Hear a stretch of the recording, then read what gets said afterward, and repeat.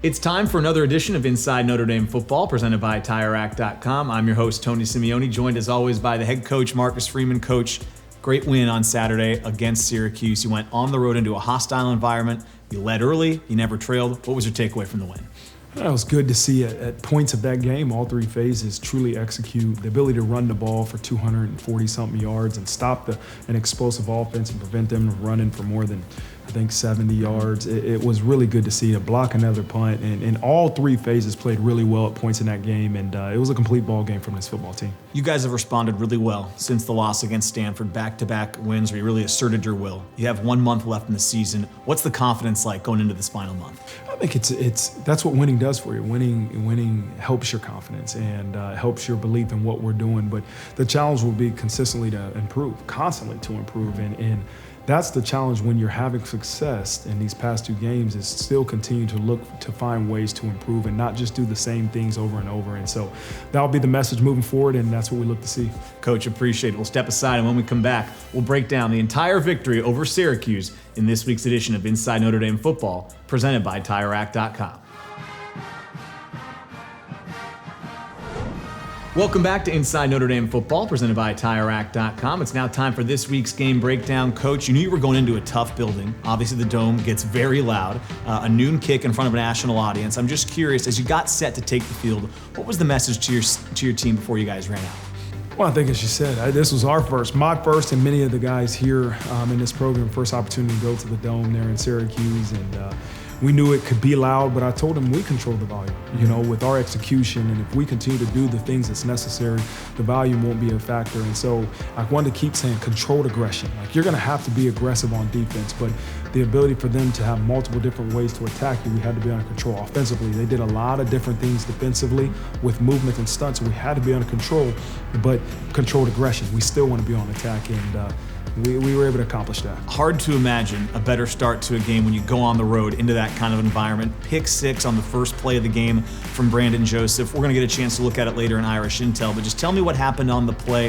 and then how big of a boost that was for the sideline right off the bat. It was big. We wanted to come with a little bit of pressure to start the game, and that was one of our pressures. And we kind of changed up a little bit in terms of coverage and where we're coming down to the field or to the boundary. And, Brandon was in a perfect position, but then you got to make the play. He made the play and made a cut or two to score, and wasn't too happy with the celebration afterwards. You never want to hurt your football team, but it was a great moment and a great start to the game. What are you seeing from the offensive line right now? Because they seem to be really consistent. They're obviously performing really well, but they seem to be getting better every single week with Coach Heastand. It just seems like a unit that you can rely on, and anytime you want now, if you want to call run play, you have to have a ton of confidence going to the ground. Yeah, it starts with cohesiveness, and those guys really being able to depend on each other and knowing, hey, here's the calls we're going to make, here's the double teams we're going to have, and coming off, all those little things matter. And it starts with making sure that everybody's on the same page, those five guys up front. But they're playing well, they're playing physical, they're ultra talented, and they're playing to their capabilities. And we're running the ball hard. We've got some good running backs, and that's helping everything. And so it's been very productive for us. 14-7 after you get that touchdown. I want to talk about a couple plays on defense that might not show up in the stat sheet, but they're really impactful. The first one, and it's a guy you actually talked about in your press conference this week, J.D. Bertrand. He blew up a screen on a 3rd down and 7, I think. He's getting even better every week, it seems like. I know he's a big leader on this team. I heard you talk about how he maximizes all of his potential. Just what kind of leader is he? And then maybe elaborate on that. Like, what does he do that allows him to maximize the full potential that he has? I think the type of leader he is he's what you want. He's a vocal and a leader by example. He does it all, right? He holds other people accountable, but he holds himself accountable. And he makes sure he's doing the things right first. And so he makes other people better. And that's what you love about J.D. Bertrand. But he's a guy that will work tirelessly at improving at his craft. He studies, he takes care of his body, he gets a proper amount of rest and nutrition, and again, he is a guy that maximizes every ounce of ability that he has, and it's been great to see now that he's able to play a couple full games under his belt. It's been great to see the production that he's came up with. We talk about Michael Mayer every week, and I was thinking we're going to have to start, I guess, talking about special teams every week, because it was the 3rd straight week with a blocked punt. You've got 4 blocked punts in the last 3 games combined. I heard you talking today again about Coach Mason, who we talked about last week, the way he's got them playing on specials. But again, You guys had a 2-touchdown lead. I know you're getting the ball back, but to block it and then put the ball inside the 2, if the nail in the coffin was the drive before, that was, I guess, putting the coffin in the dirt. I mean, it just seemed like what a way to kind of wrap up this game. Special teams, just tell me what it's like when you have that weapon. They truly are now changing games, it seems like, every week for you guys. Yeah, it took a while for us to get close enough to get our hands on it, but that's because of a respect of what they've done the past couple of weeks. They changed their protection, and we knew teams are gonna on punt gonna start changing up the way they protect, and so the ability for us to go communicate and adjust on the sideline and be able to attack different punt units in different ways is so important. And that's what happened. Is what you saw as the course of the game. We kind of got closer and closer, and then that last one, Silu came off the edge, and it's a technique deal. Very similar early in the game. Silu was a little bit late and coming off the ball, and I know him and Coach Mace got together on the sideline, just talked about the technique, the ability to make sure there's no false steps. You get off on the ball and you cut every angle that you can, and that was the result of it. And so it's great to see, and it's credit to Coach Mason and that unit. Leads to another touchdown. Like I said, at that point, you're up 3 scores, and you guys end up getting it done. In the locker room, I want to know what it's like after that win, because now you're back to 5-3. You bounced back well the last couple games. You still got 4 games left to go. So what was the message in the locker room after the win? Well, one, enjoy it. You know, it's really hard to win, and for us to beat a great team like that, a great opponent, man, we have to enjoy that moment. But understand that, you know what, we're a good football team, and I've said that before, and understand they have to have confidence in themselves and that we can beat anybody we play as long as we play up to our standard. And so, you know, we have to make sure we single out a couple guys, and that's something that we do after every game. But let's enjoy this thing. Let's get home, enjoy tonight, and then get ready to prepare for a great Clemson team we got coming up. Coach, appreciate it. We'll step aside and come back with more on this week's edition of Inside Notre Dame Football, presented by TireRack.com.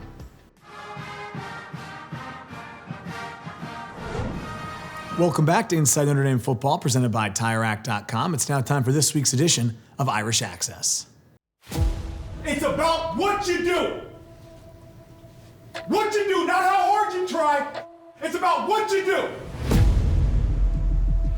Do you get your job done or do you not? Thumbs up or thumbs down, it's black and white in the game of football. So this is the bottom line for this Notre Dame offensive line right now. Can you in the fourth quarter knock them off the ball? I'ma be me to the end of the day, but they never listen. I gotta spit out that I'm living, cause some of y'all think this a gimmick, it's not. It's a game of inches, Jack. It's about 4th and 1. I had a drink what it feel like, rocking on top of the stage while I be torn. You want your leaders to set the tone. Hey, dominate. But they also need to make the plays. The green light, probably a check me a tempo, you know that we score. My numbers keep growing. Get the job done. Whatever it takes, get your job, our job, get it done. That's all that matters.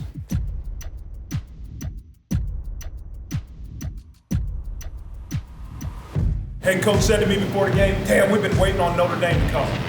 We're here. Be careful what you wish for.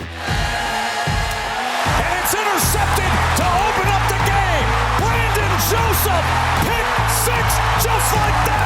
But I just told you about 5 minutes ago. Instant impact today. I almost forgot. And you, mama. Fight it! Fight it! There is a breaking point. Fight the breaking point. First down, the pass again, batted in the air, and an interception. A diving effort from Leofau. Maris Leofau with the pickoff. Let's go! Let's go!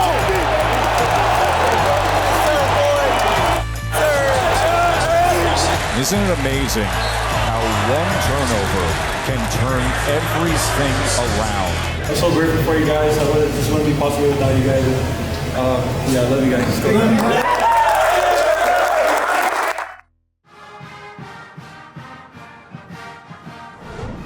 So Josh, you guys got the win over Syracuse on the road, hostile environment, great performance from you guys. Just what was the biggest factor in the win on Saturday? Biggest factor is just using our strength of playing together, especially on the offensive line when you have all 5 guys up there communicating and seeing things through one set of eyes.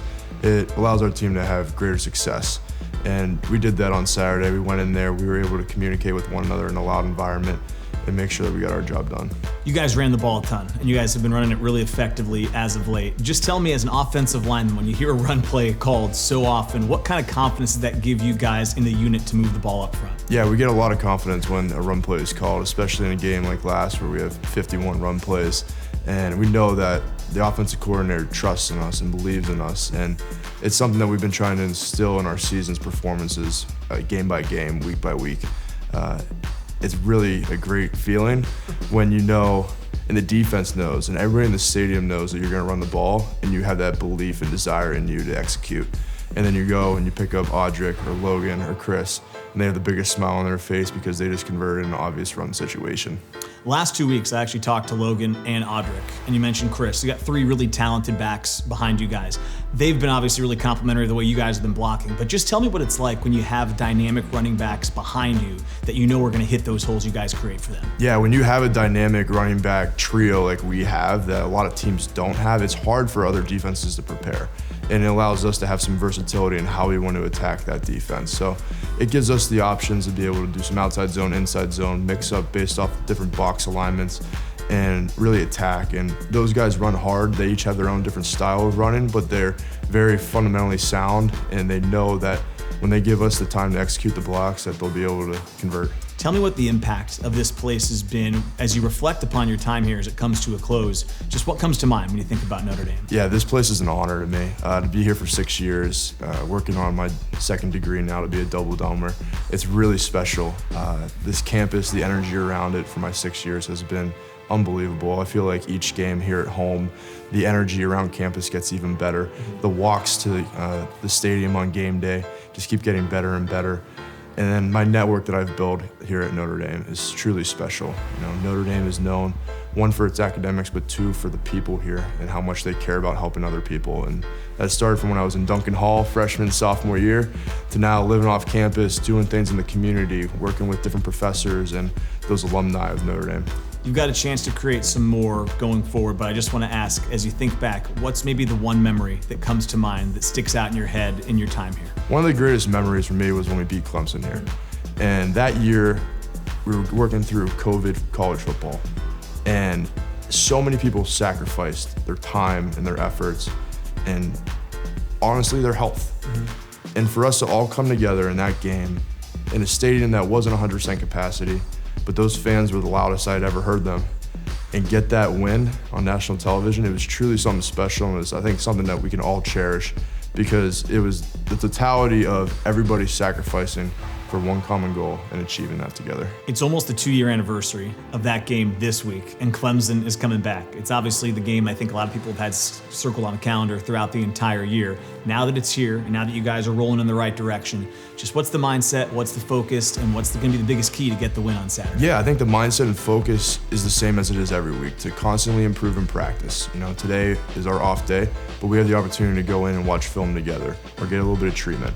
And if we treat each Monday, Tuesday, and Wednesday every week, just like we have before, then we're gonna see that improvement so we can have success on Saturday. Clemson, we have to treat as a faceless opponent, just like every other opponent, and understand that if we're at our best, when our best is needed, we'll be successful. Josh, appreciate the time and best of luck this week. Thank you very much.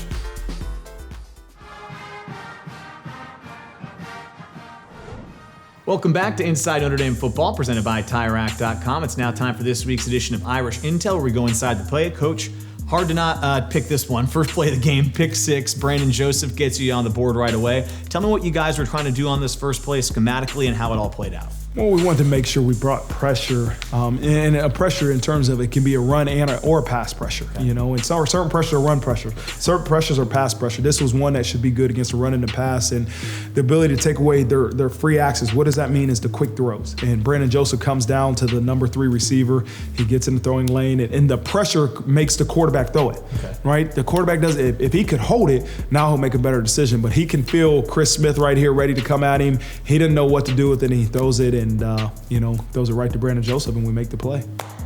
All right, Coach, this is in the second quarter, but I thought a really big play that gets your defense off the field. J.D. Bertrand, linebacker, reads this screen and just blows it up on impact. Yeah. Well, what you see here is we try to align in man coverage our guys that have certain guys in man different positions. JD actually has the running back here in man coverage, but we're trying to get the protection to be a certain way. We're trying to get the offensive line to protect in a certain way, and then JD will come out and pop out and take the back man-to-man. And so we do a good job of understanding that, hey, I have this back man-to-man, but I'm also trying to get 63 to make sure that he occupies me, and now I can get to my man and make the play. So is that something JD reads when they come out in their formation? He's going to try to basically take the attention of the right guard there to make him commit to him, but the whole time he knows he's going after Tucker 34? 100%. Wow. You're starting to learn all the secrets. To submit my application for your staff. All right, Coach, thought this was a huge play to get you guys in scoring position here at the end of the second quarter. Michael Mayer, you're going to see him in the slot here. He's going to end up getting open downfield, but explain to me how he does so, because I know some other guys are taking attention away from him. Yeah, we knew we were getting man-to-man coverage here, and anytime we can get man-to-man coverage, we're going to probably throw the ball to 87, and he runs a great route. The guy that's covering man actually has outside leverage, but Mayer does a great job of, we say, stepping on his toes and breaking his leverage. We know that if you can break his leverage, now you're free, and so Mayer runs a great route here. He steps on that defender's toes, he still breaks his leverage, and Drew throws a really good ball, and Mayer makes a great play. So, Coach, this is the touchdown that puts you up 2 scores. You called it the nail in the coffin. This is really where I think your run game is shining through. The offensive line gives Audric Estime a chance to just run right into the end zone. Yeah, we're going to try to see how many guys we can get as close to the ball as we can with this formation. But, we're trying to create extra gaps. And that's what you do when you put those extra tight ends in the game. You even bring JT, who's a wideout, down to create an extra edge. And so you'll see some double teams here. When you hit those double teams, now you create a little bit of movement. Now that double team can go up to a backer. And that's what you see here with Blake Fisher and Josh Lugg. They double team that defensive lineman, get up to the backer, which creates a huge hole here. And Audric's able to hit the hole and score 6. When we come back, we'll have more on this week's edition of Inside Notre Dame Football, presented by TireRack.com. It's time to wrap up this week's edition of Inside Notre Dame Football, presented by TireRack.com. Coach talked about it throughout the show, but the way you guys have responded here since the Stanford game has been really impressive. I just want to know, from your standpoint, what have you learned about this team over the course of the last 2 weeks? They respond to being pushed. I think there's lessons that you learn after losses, and you never want to lose a game, but I think if you can find ways to improve because of those losses, then they're not truly losses, right? That they help you continue to get better. And, I think it's just been great to see. Our challenge will be is how do we continually improve with wins, and that's the sign of a great football team, is that teams that can get better no matter what happens the week before, and that's what we got to do. Huge week this week. It's 2 years really since Notre Dame last played Clemson. I know you weren't on that staff, but I heard you talk about the fact that you were watching that game, and everybody that's with Notre Dame remembers the big win over Clemson a couple years ago. They're coming in, obviously, undefeated. What's going to be the biggest key as you guys get prepared to take on a great Clemson team this week? Yeah, I haven't truly dissected them as much as I want yet, but it's still going to come down to our ability to take care of the football. We got to win the turnover margin. We got to be able to run the ball and stop the run. They're a physical unit, and they got a great defensive line and a really good offensive line that's going to present huge challenges for us. But that and playing execution, right, and situational football. All those little things matter when you play great teams. Is that the team that continues to execute and does those little things right will be the team that's victorious at the end. Coach, appreciate it. Good luck this week. We'll talk to you next week. All right, Tony. Thank you. That does it for this week's edition of Inside Notre Dame Football, presented by TireRack.com.